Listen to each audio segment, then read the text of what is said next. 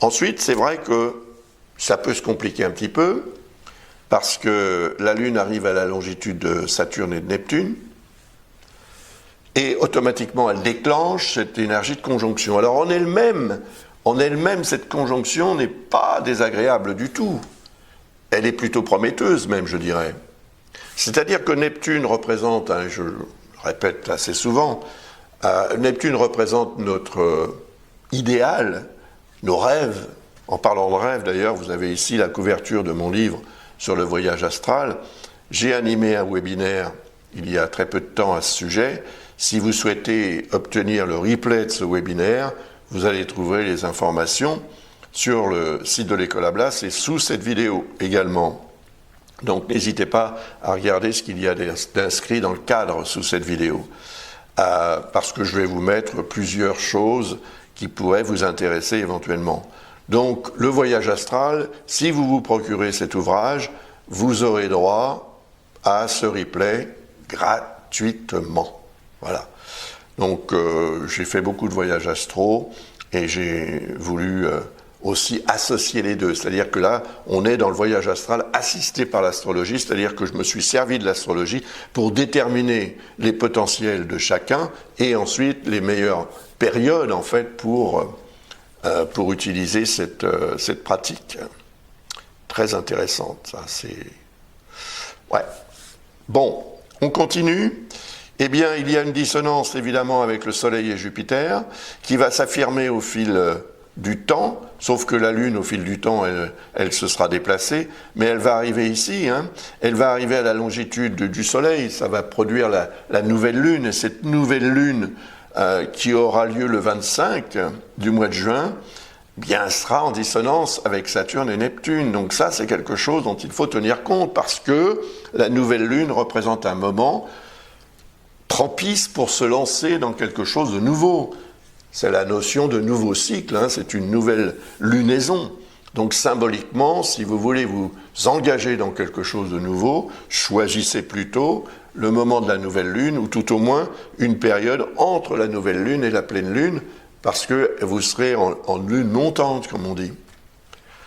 Donc, cette période pleine lune, nouvelle lune, en lune descendante, c'est quand même aussi une période au cours de laquelle on doit essayer au maximum de régler tout ce qu'il y a à régler avant de commencer cette nouvelle lune, c'est-à-dire ce nouveau cycle, hein, et peut-être ce nouveau projet, cette nouvelle situation, etc., etc.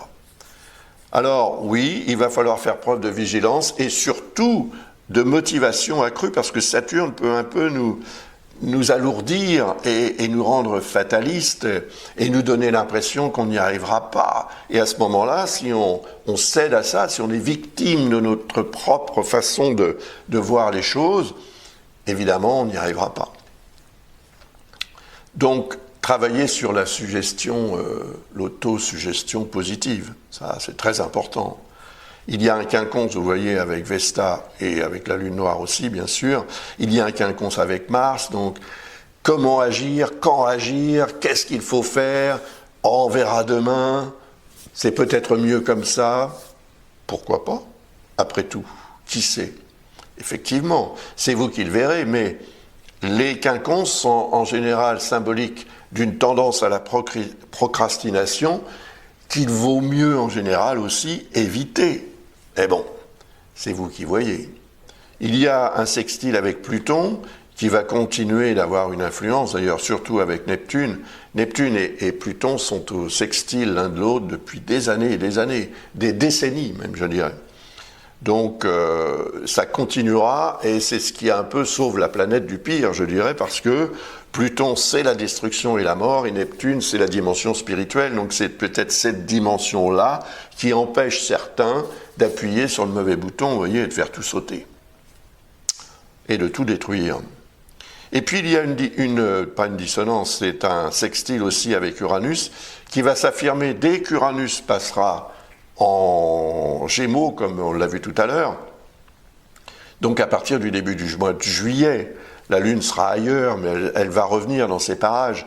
Et là, ce seront des moments très intéressants pour justement prendre certaines dispositions en ce qui concerne cette notion de changement magique, qui pourrait devenir effectivement quelque chose de transcendant qui aura des répercussions jusqu'à la fin de votre vie. Parce que ce n'est pas parce que Uranus ne transite que 7 ans, ce qui est déjà pas mal dans un signe, qu'après 7 ans c'est fini. Non, ce qui va se passer pendant cette période de 7 ans aura des répercussions jusqu'à la fin de votre vie, puisque Uranus ne reviendra pas dans ce signe avant 84 ans, comme je le disais tout à l'heure.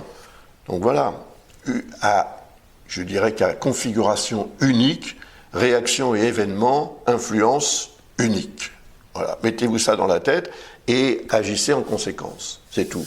Préparez-vous à cette notion de changement qui peut être extrêmement favorable pour tout le monde, avec des hauts et des bas bien sûr, plus ou moins d'une personne à l'autre, mais globalement, la société tout entière va bénéficier de cette configuration entre Uranus, Saturne et Neptune et Pluton.